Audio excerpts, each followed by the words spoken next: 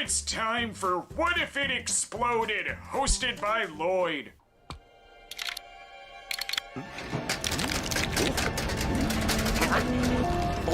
Oh, she won't hold! She's breaking up! And this has been What If It Exploded, hosted by me, Lloyd. Looking for a personalized video request? Can't find anyone else to do it? Well, then come see me. Head over to our Cameo page where you can get yourself a birthday shout out for either you or a friend, get a personalized message, ask questions, plenty of options. All of that over at cameo.com/the Cinema Snob. Hope to see you there.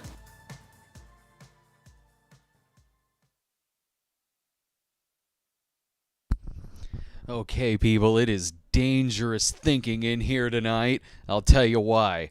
It's not because I have the world's largest box of Icee Cereal sitting next to me, which I do, by the way. No, I figured maybe you could possibly hear some of the racket going on in the room right now. That's because I went ahead and figured maybe it was time to go ahead and try doing an episode of this with the door open right there to get the new evil little muskrats running around here. No, I'm not talking about my son, by the way. I'm not saying like, oh, by the way, we had a birth last weekend and the baby's running around here somewhere. No, I'm talking about Bert and Pearl, the two Siamese cats who are they love being in here when I love being in here. Like, for instance, there's my editing machine right there. There's my desk, my computer, all that. During the day, they don't really go near it, like, at all.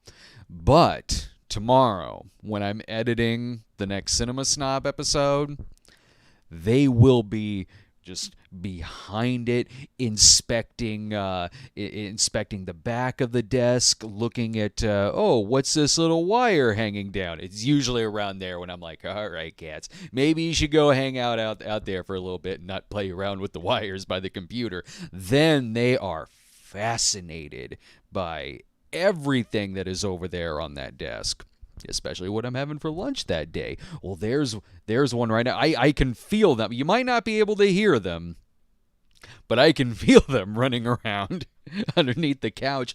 Come on, Pearl, Bert, you know you want to be in front of the camera. You know Lloyd would absolutely be in front of the camera. You don't want to disappoint his massive talent, do you? Now I'm sure they'll be out here momentarily, and it was also right before I went live.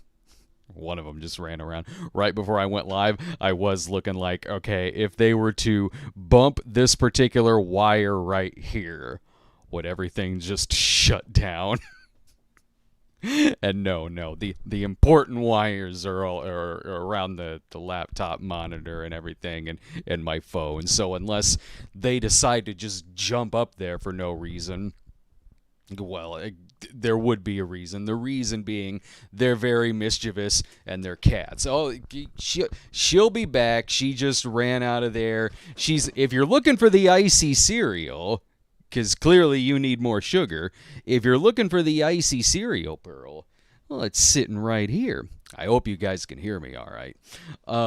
Because I actually had a panic a little bit last week when I recorded the Velveeta truffle episode, and then it was posted, once we were done and it was made public and everything, and I looked at some of the feedback, because I do pay attention to feedback quite a bit, and there was a number of them on there that were talking about that they were having trouble hearing what I was saying. So I was confused at first. I was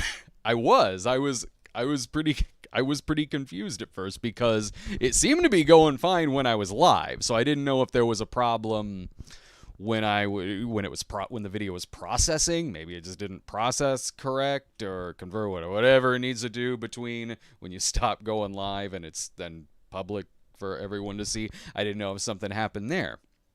because I thought it was weird where if there was a problem with the sound, no one was talking about it in the chat. Or maybe they were all like, I think Brad's testing us. He's testing our lip reading capabilities. It's totally what I was doing. No, but I then I played it back and was like, well, I can hear it just fine. I don't know what's going on with some of these comments on there. I did notice that at the beginning of that episode last week, and this probably happened some weeks before, where the intro, like the Lloyd exploding and the Lloyd 911 clip, that 911 clip, that was louder than the rest of it. I did notice that. So if you're watching it and that happens, I guess turn it up a little. But I did tinker around with it a little bit to get that might be, I'm seeing it in red. I did tinker with it a little bit just to get the what is it, the what it's normally set at. I'm making it sound technical, but what it really comes down to is I just plugged it into a different jack. The one jack that I had it plugged into, as high as it went, it was kind of medium audio. Then I'm like, well, let me tinker around a little bit, plug it in the other jack. Oh, now I can actually turn it up a little higher. But I don't want it to be peeking up into the red right there. So if it sounds good on everyone's end here, cool. We'll see what it's like when it's in the archives. Maybe they won't be able to hear shit. They'll just see me just looking all around the room, my ADHD ass. They won't know why. Well, you know what? They'll probably figure I was looking around the room at the cats. I can see you sitting right there in my editing chair. Get used to it, because I'll need that chair for like 8 or 9 hours tomorrow as I edit Leatherface Texas Chainsaw Massacre 3. I'll get to that in a second. But we got a jam-packed show, as we always do. I'm going to eat food and pick out a snob episode and answer questions. The end. Like I said, I do I listen to feedback quite a bit. The first one of these I did, where I was talking about the Dungeons & Dragons movies, and I did it pretty off the cuff. Like, I had like minor notes, but it certainly wasn't scripted. And I did see some people who were saying, they definitely prefer it to be scripted. So I was like, okay, I'll go ahead and do that. So when I did movie reviews after that, I was definitely scripted. I was just talking over the clips and the footage I was playing.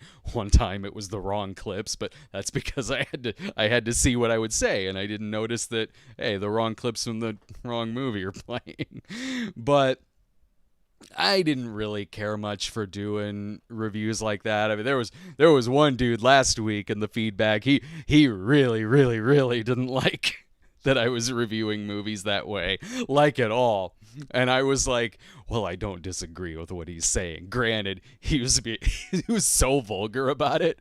It ended up going to the spam filter. I didn't put it there. It just automatically put it in there. That's how angry and how many vulgarities he used. But again, can't say I really disagree. I do prefer doing reviewing movies like I had been before, where, it's 3, 4, 5 minutes long, scripted, pretty short, sweet, and to the point. But, you do this for a long time. You like mixing things up sometimes just to see what sticks, what doesn't. I mentioned this, it was either last week or the week before, where I do love being on here. I love being on here live with the cats running around and chasing each other, trying some weird food, gimmicky foods, answering questions. I love doing the snob polls. The movie reviews, I'm going to go back to keeping that like it's its own thing. Is separate from this. It was feeling a bit more like a chore, to be honest. Well, let's go ahead and so I did see one. Oh, yeah, speaking of super chat questions, we'll be doing that. I see we already have a few of them in there. So I know I talked about this like a month or so ago because, whoa, Bert, hang on. I did talk about Bert getting his arm caught in the microphone. Bert's not a fan of the microphone, I don't think. You see, I'm listening to feedback. All right, Bert, I'll go ahead and get a headset mic or something. I might do that at some point anyway. But so it makes it easier to eat. I like holding the microphone, but when it comes down to the eating stuff, yeah, it actually is easier to do that with two hands. So it took me a while to find the Icee cereal. I thought I had it like a month ago. They had it listed on Instacart over at Sam's Club. And I was like, well, why is it only at Sam's Club? But then in actually seeing the box, the size of the box, look at this. Oh, I better like this. I'm getting brain freeze just looking at it. I'm getting a migraine just looking at this. Yeah, of course this is only available at Sam's Club. You got not one, but 2 packages of the Icee cereal in it. So you damn well better like this. It better be your balanced breakfast for the better part of the next year. So they didn't have it was on our Instacart, but they didn't actually have it in the store. Unless they did, and it was just in another section than the cereals, because that happens with the with the limited edition products sometimes. Like they're not in the section that type of food is usually in. They're on like an end cap somewhere, or I don't know, in like menswear, whatever. So maybe they did have it. I don't know. But after few weeks went by and I was thinking, well, let me go ahead and maybe I'll try ordering it again. But there is something that I noticed, which is, yeah, I could have ordered it just I assuming we do have a Sam's Club near.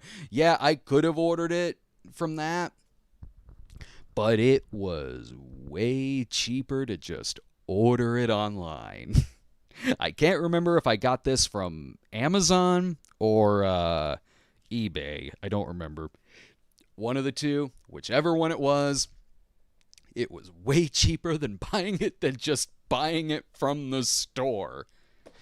And then looking at it, I'm looking at it going, well, this looks a little bit familiar. It looks kind of like I was like, did you just take the berries from Crunch Berries and just go ahead and throw them in 2 extra bags? Well, maybe not. It says it's in true Icee flavor fashion. It is, where does it say it is? One's blueberry, one's, blue raspberry and cherry. And then I open up the bag, and then, dude, that smells more like an Icee than an actual Icee. This is the most syrupy smelling cereal I've ever seen in my life. I'm not talking about maple syrup or any other kind of breakfast syrup. No.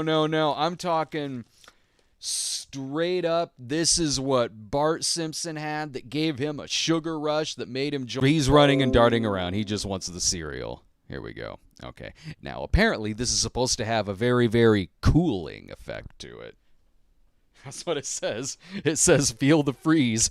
Cools in your mouth as you eat it. Well, I could get that nice, cool, refreshing mouth feeling after brushing my teeth in the morning.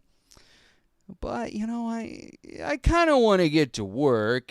Speed through my morning process. Let's get a nice, cool breeze going with the Icee cereal. Or maybe just ditch the milk. Oh, you want some of that, Bert? Can you see him? He's right here.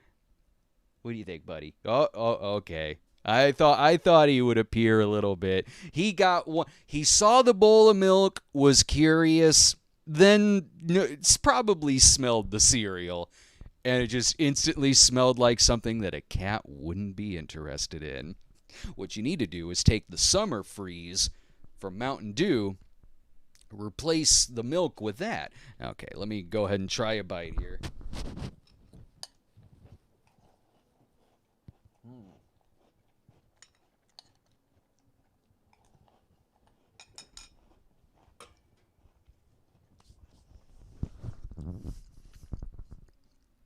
I'm waiting for that cooling flavor. I mean, my mouth does taste a little cool, but I mean, the milk was cold. It could be from that.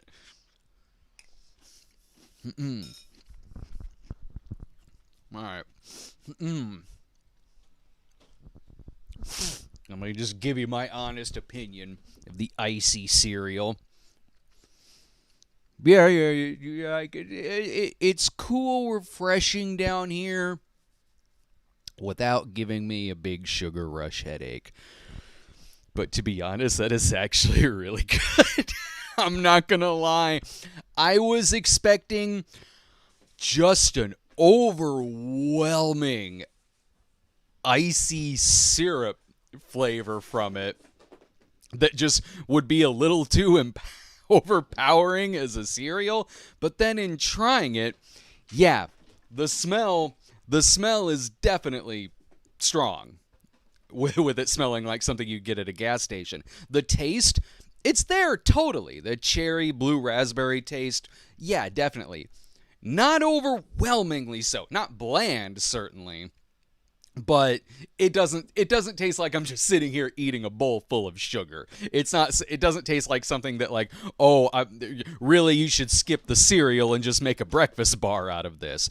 No. It works. It does. I actually do really like this. I do love cherry flavored things. Whenever Laura gets Airheads, she gives me the cherry ones, and I'm always so glad. I do love Airheads, and the cherry ones are my favorite. This, with one of the flavors being cherry, which I taste a little bit more than I taste the blue raspberry, but the cherry a little bit more. It's really good. I am cool with having a giant box of this. I don't know how much Laura will be into it. See, usually when I have cereal anymore in the morning, like, which is, it's not every morning, but usually I am just kind of sitting there eating it dry. Like, I got the box there. I'm like, when I wake up, since I work from home, since I'm editing, watching movies, whatever, I'm pretty ready to start my day when I wake up. So I wake up, I definitely have my coffee. Then I'll just sit there for a little bit, check some messages, have some handfuls of cereal. Then a couple hours go by. When I get hungry enough, I have a couple of sandwiches while I'm editing. It's my whole process. So, no, yeah, I'll wake up and have some handfuls of this in the morning. Absolutely. I want some more of it right now.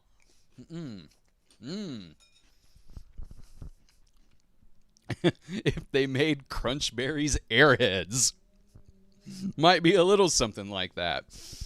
Oh, Captain, this one wasn't on your route.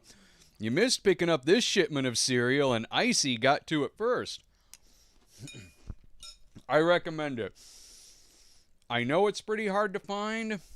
I noticed that in the chat. People were saying they were having some trouble finding it. You can get it online. That's how I got it. And it was very easy, and the price wasn't skyrocketed on it.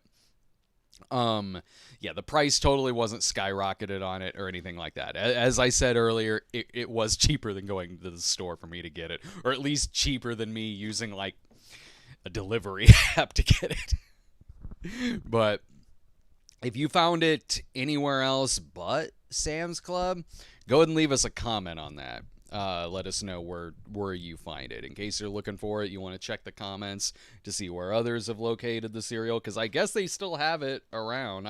I don't know. When I saw some pictures of it at a Sam's Club, there was a ton, and I don't know if these are flying off the shelves, but they should. There is enough cereal in this box. There will still be enough of it left over when my son starts his first day of high school. 13 or 14 years from now. Or maybe he'll be much smarter than I am. He'll be 10 when he goes to high school. And I'll be in my 50s still talking about gimmicky cereals probably. Okay. Should we go ahead and do you know what?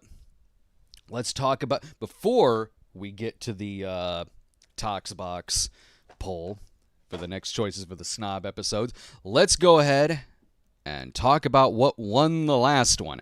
Now, if you don't remember the choices last time, the choices on our last poll, the Prowler, Mr. Sardonicus, and Eye of the Tiger. Each of them fought to see if they could all three come in at 11%. And ooh, Prowler, you fell in 1% behind. Oh no, that was the first time there was almost a three-way tie on which ones people were less interested in.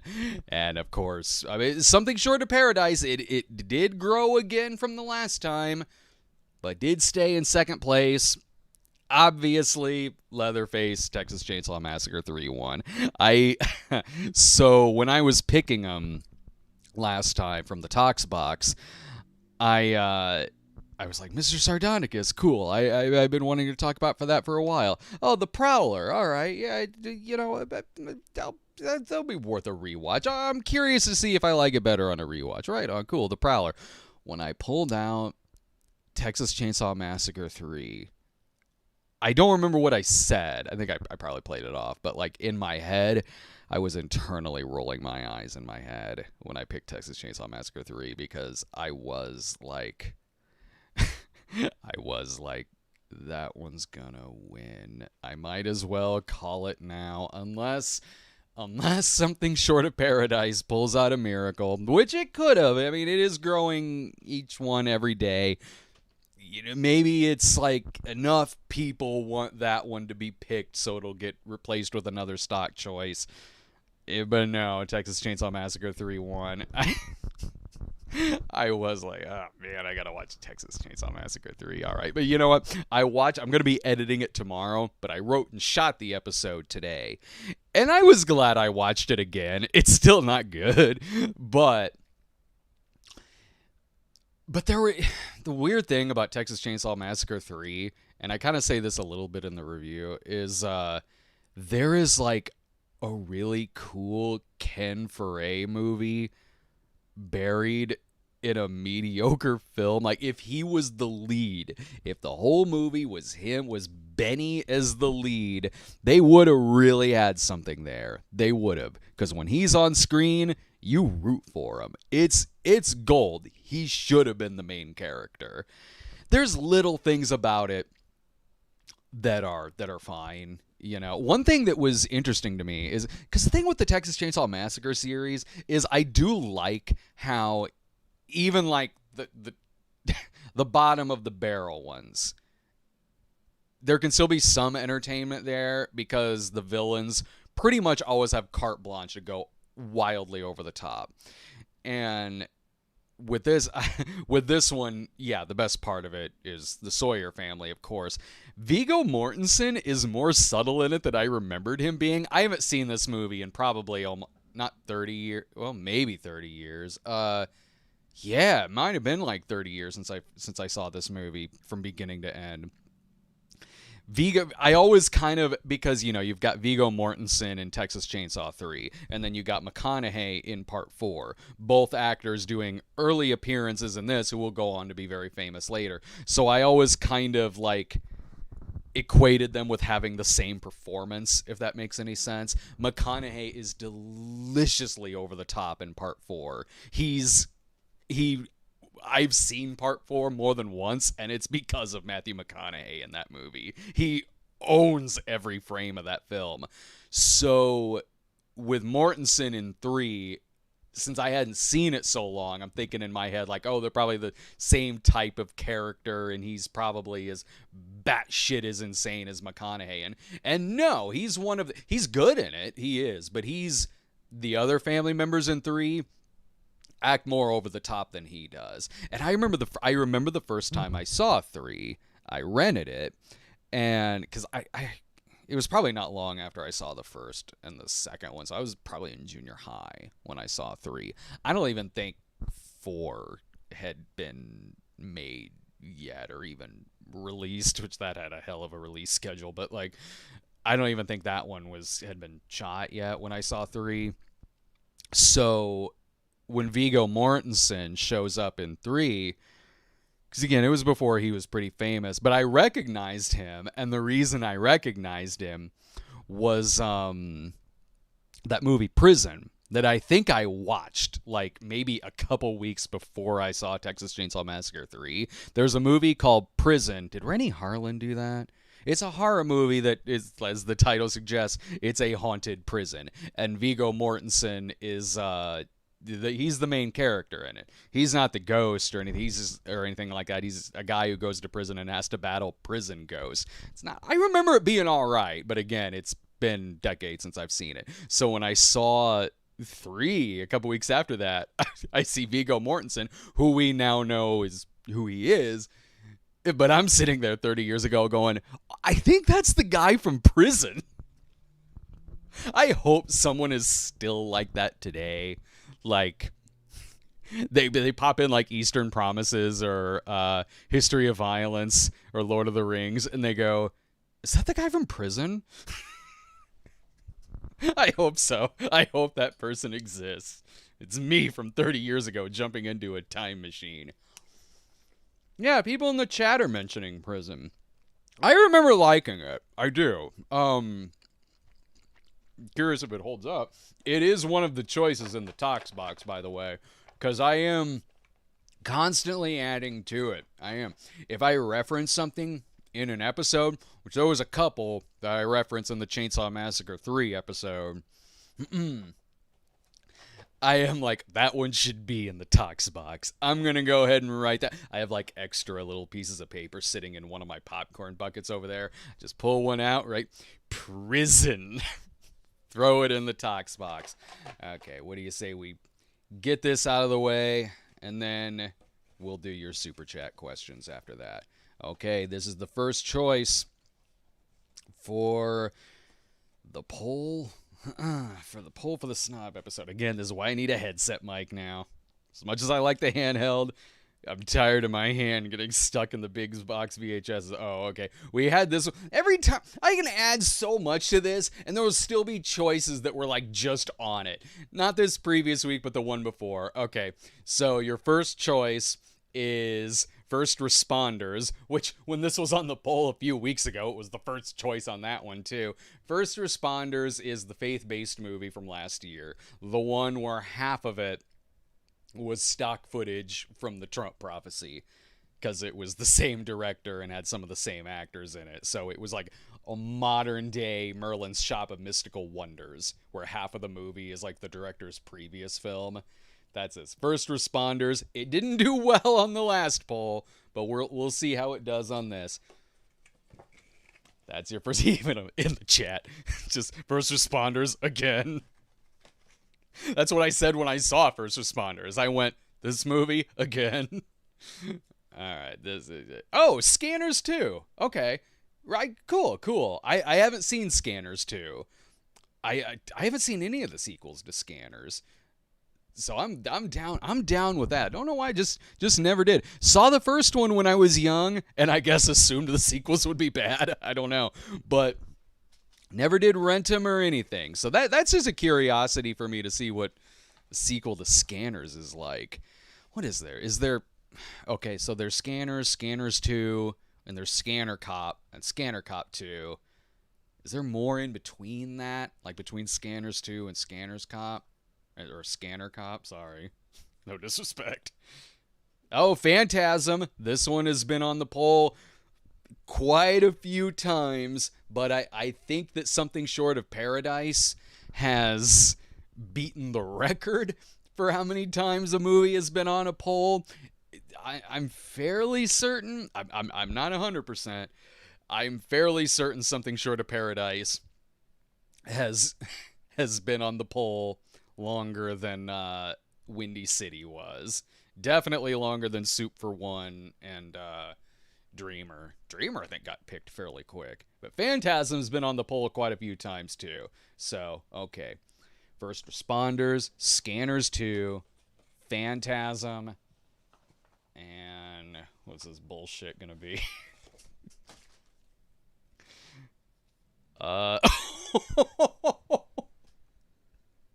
I was wondering. I did not plan this. I swear. God is my witness. First Responders is my witness. Trump prophecy as my witness. Disco ball god orb from that movie as my witness. What do you guys think it is? I think the chat's a little bit behind me, so I think there is like a little bit of delay between me sitting here right now and what is being broadcast out. But I swear to God, did not plan this, but I did just add this one. Earlier this afternoon. No, it's not Texas Chainsaw Massacre: The Next Generation. I kind of wondered if that would happen too, because a Texas Chainsaw Massacre card is in there. It's Prison. Rennie Harlan's Prison. Yeah. Good guess on Texas Chainsaw Massacre 4. Good guess. But all right, well, Prison's there. What are the freak again? I swear I did not put it in a hidden compartment inside of the Tox box. I didn't. You saw me shake this thing up. It just the Lord works in mysterious ways. He did not want me. He did not want me bringing up first responders. We don't talk about first responders or shenanigans at a funeral home. Scanners. The Lord didn't even create scanners. That's an affront to the book of Genesis. All right. So, okay. Well, there you go.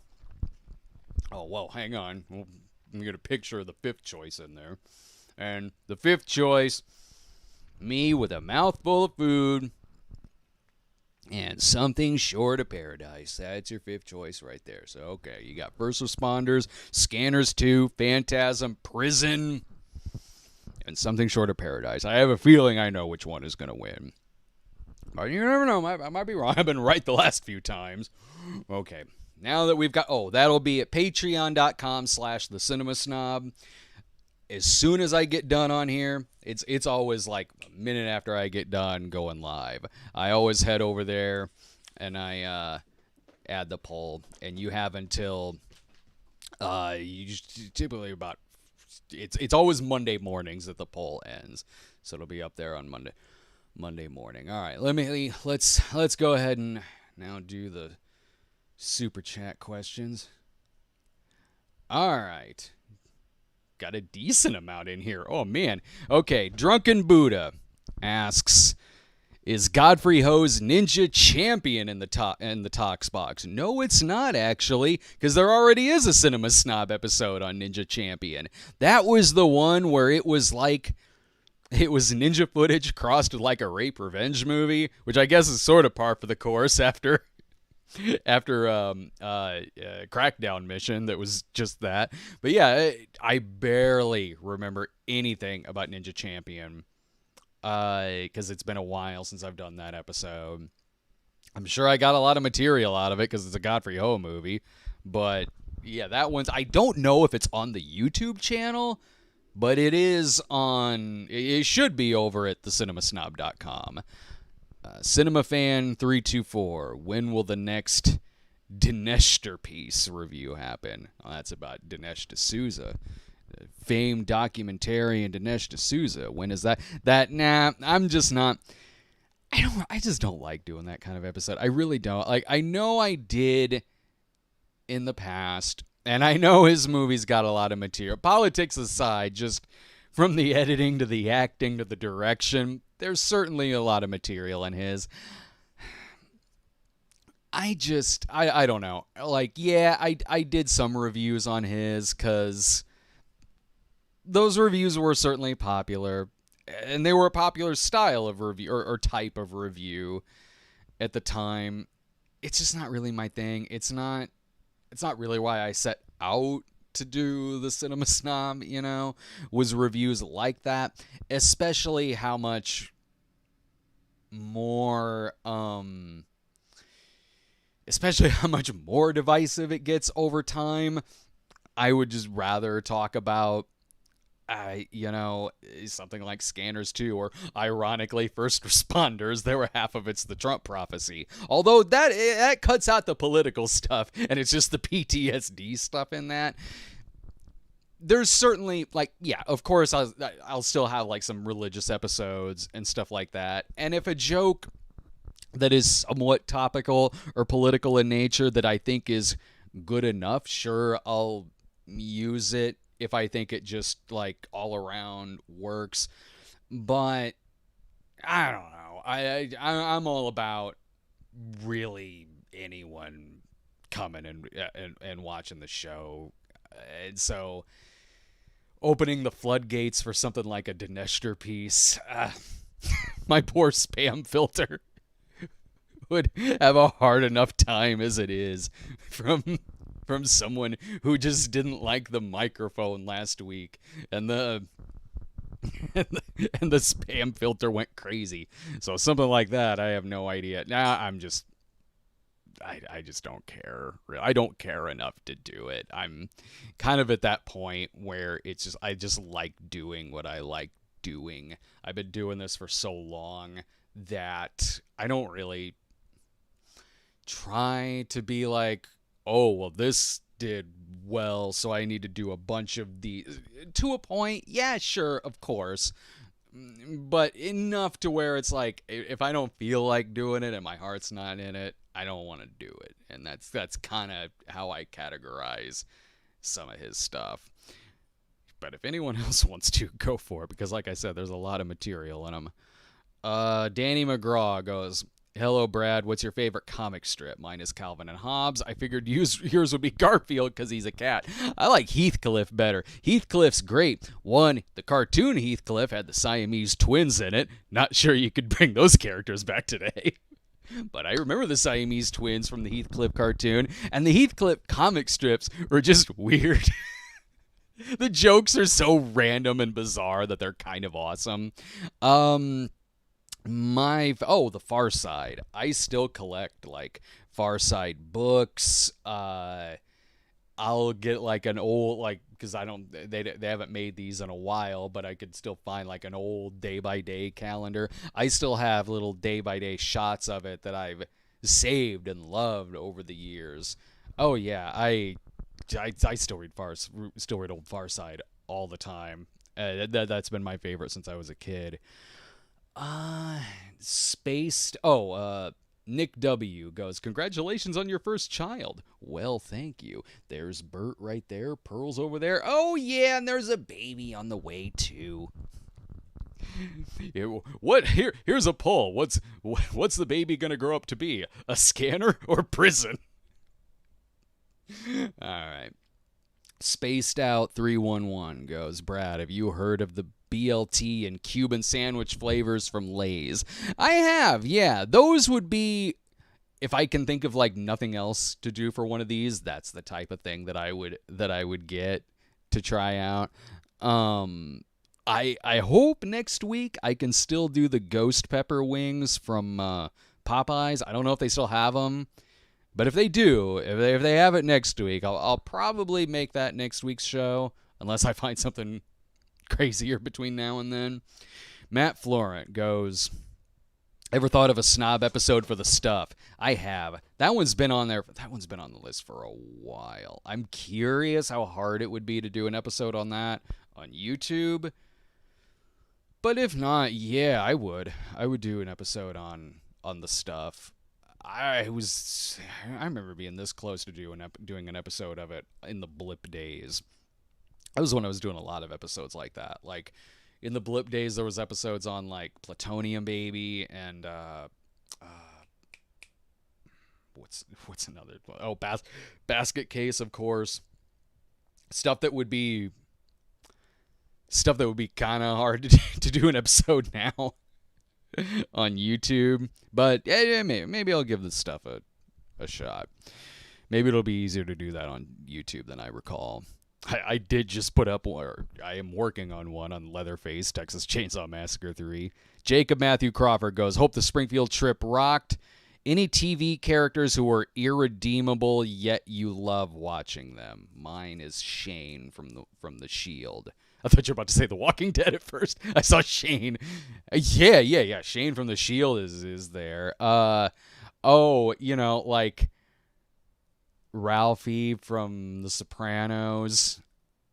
I mean, even though it seemed like he was a decent enough dad, I guess. But like him, whenever Garrett Dillahunt was on Deadwood, I mean, he was both of the characters he played on there, especially the second character he played, just absolute sociopath. But they're a great character, like a fantastic villain. Yeah, the anti-heroes are fun to watch on TV, you know. What are some other it's an off the top of my head question. But yeah, those are very good examples. Kitty. Aw, you like that poster, don't you? He does, because that's a Siamese cat poster that fell off the wall earlier. I wonder how that fell off the wall. Even though it's much higher on the wall that you could jump to, I have no doubt you used your magic powers. No, the Springfield trip was fun. It was great. Like me, Dave, Sarah, and Ryan all had dinner together. Got to see friends, hang out with family. I had such a stomach ache the entire time. Because I know it looks like I eat crap all the time, but I really don't. So, especially living up here. So my body is kind of not as used to Springfield food anymore. So when I went down to Springfield, and then first thing I want to do, I want to get my horseshoe, which is a famous Springfield open-faced sandwich that I love. You can get them at Darcy's. You can get them at Dublin Pub in Springfield. Most places you can even get them at a Steak and Shake in Springfield. What it is, you got your Texas toast, and then on top of that, whatever protein you want. A lot of times it's hamburger, sometimes it's ground beef. You can do fish, you can do ribeye if you want, or vegetables if you're a vegetarian. You can have that above the Texas toast. Then you put a giant layer of fries over it. And not only do you have to cover it with fries, but you also cover it with a melted cheese sauce on top of it. Enjoy. It has been featured on Man vs. Food. I can't remember if it's been on Diners, Diners, Drive-Ins, and Dives, is that what it's called? I can't remember if it's been on there or not, but it has been on Man vs. Food before. So, of course, I go there. I gotta try out that, and my body's not used to it anymore. Or all of the other deep fried food that I was eating. Actually, the horseshoe I had wasn't even fried. Well, wait, I take that back. It was covered in fries. No. When me, Dave, Sarah, and Ryan went out, we went out to eat at this place I used to live by. It's called Boone's. Great place. And there's a plate of fish and chips in front of me. The most fried-looking pieces of fish you've seen. Absolutely delicious. And my poor stomach. I made the mistake of I should have stayed with family. One, I don't get to see him as often as I should. But I was thinking in my head, like, well, I'll stay downtown, get a room downtown. That way I can kind of walk anywhere I need to go, and I might do a lot of work from the hotel room. So that's what I was thinking. I was like, well, the book is going to be coming out soon, so there was some stuff I could sort of do with that and how that's going to be released and everything. But man, there's a hotel in downtown Springfield. I still call it the Hilton because that's what I grew up with it as, but now it's a Wyndham, and it's a great looking building. It used to be the spot in downtown Springfield in terms of 5-star restaurants. Great place to like have parties, to have like ceremonies. Used to be fantastic. Now it's just kind of a shell. So I was in there, and it was hard enough to sleep with my stomach ache that I had to send out for like Gas X pills, but then also the air wasn't working right in it. And I'm just sitting there in a flop sweat the whole weekend. It was actually, there was great stuff about the weekend, seeing family, friends, but anytime I was in that room, it was miserable. It didn't help that I was probably the sweatiest one on that floor, and I'm not forgetting about the people staying in the room next to me who were banging. Not even making it up, man. Someone was having a good time over at the Wyndham, Hilton, whatever in Springfield. Roblox Noob 12 2020. Sweet. My favorite part is when Nostalgia Critic freaks out over Bat Credit Card. That was funny. I'm not going to do that voice. It strains his voice too. When people want him to do that at the conventions and he screams out Bat Credit Card, it's like he has to like gargle some ice chips afterwards. It's hard on his voice now. I remember it was hard on my voice doing the Lloyd voice. And even when I did the That Darn Cat episode and had to read it quite a bit in the Lloyd voice, I had to take some breaks because it was my vocal cords got a workout doing the Lloyd voice. Oh, but yeah, he loses his voice. We're all a lot older now. We lose our voice a little bit quicker now. My friend Kermit Wazowski, Bert and Pearl are getting pretty big already. They are, and they're getting a little bit more brown in their coloring. Aren't you? You Siamese cats are getting a little older. You're losing your creamer. Gonna start looking like much darker coffee from now on. So yeah, they're getting bigger each day. They're getting chattier each day too, and they are, in terms of their age, they were born last November. So they're not quite a year old, but in cat years, they're a couple of rambunctious teenagers. That's why they're over in the closet. They're digging through boxes. They know an old stack of porn is hidden in there somewhere. You horny teens. All right, you cats go to your room now. All right, the eclectic NUE goes, Oppenheimer's going to be released soon. What's your favorite Christopher Nolan movie? Favorite? Which one do I watch the most? I guess maybe Memento. That's probably the one that I've seen the most. I love Memento. I love Insomnia. The Prestige was damn good. Loved Batman Begins, Dark Knight. I did not like Dark Knight Rises, but I haven't seen it since it first came out. I don't know. Maybe I'd like it better if I saw it now, because I've seen some worse movies since then. So maybe I'd be a little better towards it now. I don't know, but I saw it once and I didn't like it. Dunkirk, I dug the hell out of that. A lot of people don't like Interstellar, but I really dug the hell out of Interstellar. It's a movie where in the climax, McConaughey chills out on the porch with his robot friend. Now that's the life, people, man. Come on. I like that movie. Did not like Tenet. I did not like Tenet. I feel like I'm forgetting something. But I'm looking forward to Oppenheimer because his track record with me is good. There's a couple that I didn't care that much for, but it's not like I didn't care that much for Tenet, but it's not like it came anywhere close to being on like my worst of list. I just didn't care that much for it. So, but Memento, I'd probably say is my favorite. It's probably a stock choice, I'm sure, but it's the one that when it came out on DVD, I went up to grab that twice because there was the regular kind of bare bones DVD when it first came out, and then there was the special edition, which you don't even buy that special edition of Memento for the movie. You buy it for the pinhead riddle box that DVD menu is.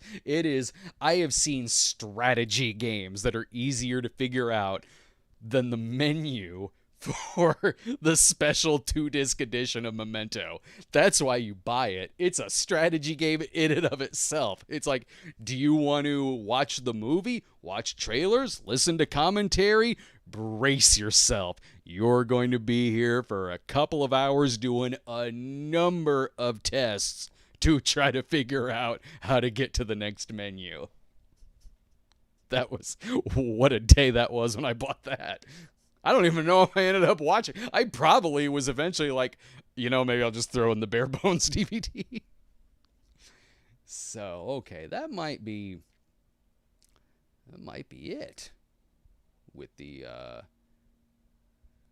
super chats. All right, everyone. Well, that was fun. I'll go ahead and let you guys. I won't keep you hostage here too much longer. Okay. I'm seeing people in the chat now still talk about that DVD. You remember, leave us a message in the comments too if you remember that 2-disc Memento DVD. And if you ever figured out, it is the only DVD that requires a freaking walkthrough. Okay, so subscribe to our channel today. Click the notification bell as well so you get alerted for new videos. And when we go live as well, we'll see you next week. And go to patreon.com/theCinemaSnob. Support us over there. And do the poll for the next Cinema Snob episode as well. All right, everyone. Have a great night. Take care.